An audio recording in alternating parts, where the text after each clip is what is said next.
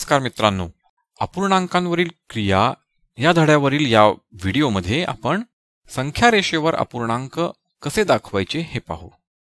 आपण पाहिले होते की संख्या रेषेवर पूर्णांक संख्या कशा दाखवायच्या. त्यासाठी आपण एक संख्या रेषा सर्वप्रथम काढून घेऊ. आपण इथे 0 आणि त्यानंतर एकक 1 2 3 4 आणि पुढे. आता आपल्याला या संख्या रेषेवर अपूर्णांक दाखवायचा आहे 1/6. जेव्हा आपल्याला या संख्या रेषेवर 1/6 दाखवायचा आहे तेव्हा सर्वात प्रथम पाहायचं आहे की आपण यामध्ये एखादा पूर्णांक आहे का. यामध्ये एकही पूर्णांक नाही आहे.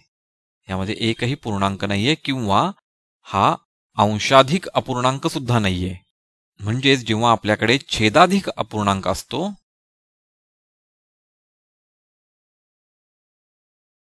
तो नेहमी 0 आणि 1 याच्या मध्येच असतो. छेदाधिक अपूर्णांक हा नेहमी 0 आणि 1 याच्या मध्येच असतो.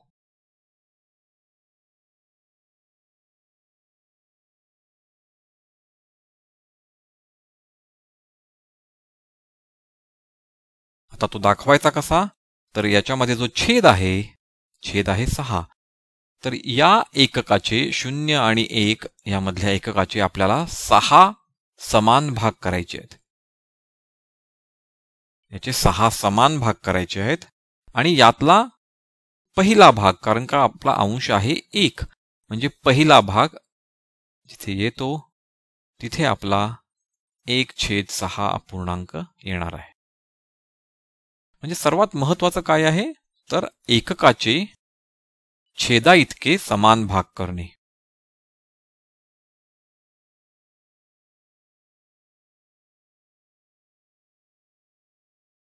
एककाचे जेव्हा आपण छेदा इतके समान भाग करतो तेव्हा त्यानंतर अंश हा आपण 0 पासून उजवीकडे ते छोटे भाग जितके आहेत त्या भागांवर आपण चालत जातो. म्हणजे आता इथे अंश हा पहिल्याच भागावर आहे, म्हणजे आपण एकच छोटा भाग चाललेलो आहोत आणि जिथे पोहोचलो आपण तो आपला 1/6 आहे.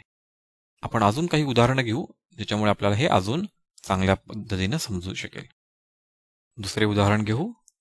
2.2 2/3. आता इथे आपण पाहतो आहोत की आपल्याकडे एक पूर्णांक आहे. त्यामुळे सर्वात प्रथम आपण संख्या रेषेवर 2 एकक पुढे जाणार आहोत. म्हणजे आपण पोहोचणार आहोत इथे 2 पूर्णांकाला पोहोचलेलो आहोत आपण.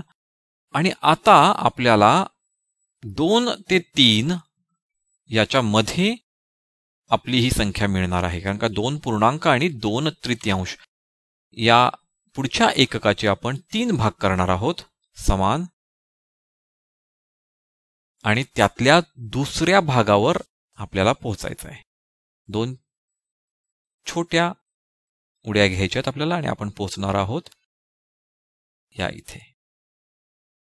आणि हा आपला आहे 2.2. म्हणजे आपण काय केलं, जेव्हा पूर्णांकयुक्त अपूर्णांक होता तेव्हा जो पूर्णांक आहे त्यासाठी आपण 2 एकक पुढे आलो. 2 एकक 0 पासून 1 2 2 एकक आपण पोहोचलो इथे 2 पूर्णांक संख्येवर पोहोचलो. आणि त्यापुढे आपल्याला 2/3 2/3 इतके पुढे जायचे आहे. त्यासाठी आपण पुढच्या एककाचे 3 समान भाग केले. 3 का, कारण का आपला छेद 3 आहे म्हणून 3 समान भाग केले. आणि त्या 3 समान भागामध्ये आपण अंशा इतके पुढे गेलो. म्हणजे ही एक उडी, ही दुसरी उडी आणि आपण पोहोचलो या इथे 2/3. 2.2. अजून एक आपण गणित घेऊया.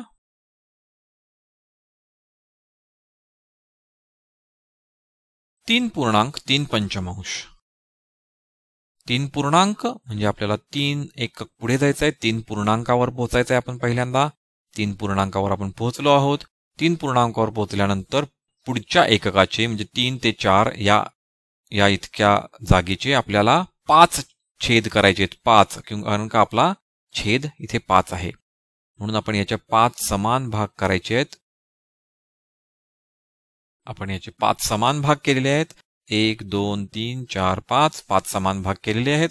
आणि अंशा इतके म्हणजेच 3 छोट्या उड्या घ्यायच्या आहेत. 1 2 3 आणि म्हणजेच आपण पोहोचणार आहोत या इथे. आणि हा आपला आहे 3.3/5. आपण इथे पद्धत पुन्हा एकदा जाणून घेऊया. जेव्हा आपल्याकडे पूर्णांकयुक्त अपूर्णांक असतो तेव्हा जो काही पूर्णांक असतो तिथपर्यंत आपल्याला पहिला पोहोचायचा आहे. तो या उदाहरणामध्ये पूर्णांक 3 होता म्हणून आपण 3 ला पोहोचलो. त्यानंतर अपूर्णांकासाठी आपण त्या पुढच्या एककाचे म्हणजे 3 ते 4 या मधल्या भागाचे छेदा इतके समान भाग केले. छेद इथे 5 होता म्हणून आपण याचे 5 समान भाग केले. आणि अंशा इतके आपण पुढे गेलो. अंश 3 होता म्हणजे आपल्याला 3 छोट्या उड्या घेऊन आपण पुढे आलो आणि पोहोचलो आपण इथे. आणि ते आपले आहे 3.3 समजा आपल्याकडे छेदाधिक अपूर्णांक सुद्धा नाही, पूर्णांकयुक्त अपूर्णांक नाही, पण अंशाधिक अपूर्णांक असेल म्हणजेच 13/4 हा अपूर्णांक आपल्याकडे आहे. आता काय करायचे? 2 पद्धती आहेत. पहिल्यांदा आपण ह्या अंशाधिक अपूर्णांकाला पूर्णांकयुक्त अपूर्णांकामध्ये बदलून घ्यायचं, म्हणजेच आपल्याला मिळणार आहेत 3/1/4. आणि मग आपल्याला माहिती आहे 3 पूर्णांक आहे, आपण 3 पूर्णांकावर पोहोचलो. त्यानंतर जितका छेद आहे तितके भाग आपण पुढच्या एककाचे केले. इथे या उदाहरणामध्ये 4 भाग करणार आपण समान. आणि नंतर त्या अंशा इतके भाग आपण पुढे जाणार कुठे पूर्णांकापासून, म्हणजे 1 भाग म्हणजे आपण पोहोचणार इथे. आणि हा आपला असणार आहे 3.1/4 किंवा 13/4. किंवा दुसरी पद्धत आहे, आपल्या या पूर्ण संख्या रेषेचे सगळ्या एककांचे आपण छेदा इतके समसमान भाग करू. म्हणजे सगळ्याच ठिकाणी आपण हे भाग करणार आहोत. प्रत्येक एककाचे आपण 4 भाग करणार आहोत.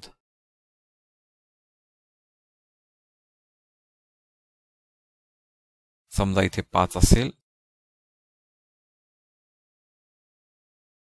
आणि मग आपण याच्यावर 13 अंशा इतके भाग पुढे जाणार आहोत.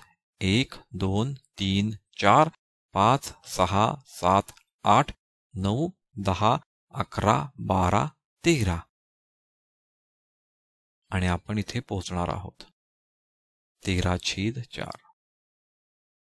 आपण पाहिलं की जेव्हा आपण याला पूर्णांकयुक्त अपूर्णांकामध्ये बदललं होतं तेव्हा सुद्धा आपण इथेच पोहोचलो होतो. या पद्धतीने सुद्धा आपण त्याच जागेला पोहोचलेलो आहोत. पण या पद्धतीमध्ये एकच तोटा असतो, तो म्हणजे आपल्याला आपण कुठे पोहोचणार आहोत हे माहिती नसल्यामुळे आपल्याला संपूर्ण संख्या रेषेचे छोटे छोटे भाग करणे गरजेचे पडते. पण त्याच ऐवजी जर आपण याला पूर्णांकयुक्त अपूर्णांकामध्ये बदललं आणि तर आपल्याला माहिती आहे की कोणत्या एककाचे आपल्याला समान भाग करायचे आहेत, म्हणजे आपलं काम भरपूर वाचतं. आणि त्यामुळे माझ्या मते तुम्ही याला पहिले पूर्णांकयुक्त अपूर्णांकामध्ये बदलून घ्या आणि नंतर त्याला संख्या रेषेवर दाखवा, ते तुम्हाला जास्त सोपे पडेल. अपूर्णांक धड्यावरील मराठी टू इंग्लिश शब्दकोश. अपूर्णांक फ्रॅक्शन, भिन्नछेद अपूर्णांक अनलाइक फ्रॅक्शन, छेदाधिक अपूर्णांक प्रॉपर फ्रॅक्शन, अंशाधिक अपूर्णांक इम्प्रॉपर फ्रॅक्शन, सममूल्य अपूर्णांक इक्विव्हॅलंट फ्रॅक्शन, समच्छेद अपूर्णांक लाइक फ्रॅक्शन, पूर्णांकयुक्त अपूर्णांक मिक्स्ड फ्रॅक्शन, अंश न्यूमरेटर, छेद डिनॉमिनेटर, सामायिक विभाजक कॉमन फॅक्टर, गुणाकार व्यस्त रेसिप्रोकल. आम्हाला खात्री आहे तुम्हाला हा व्हिडिओ आवडला असेलच. तर मग लाईक करा, सबस्क्राईब करा आणि तुमच्या मित्रांबरोबर शेअर सुद्धा करा. आमचे इतर व्हिडिओज पाहण्यासाठी खालील व्हिडिओ लिंक्सवर क्लिक करा.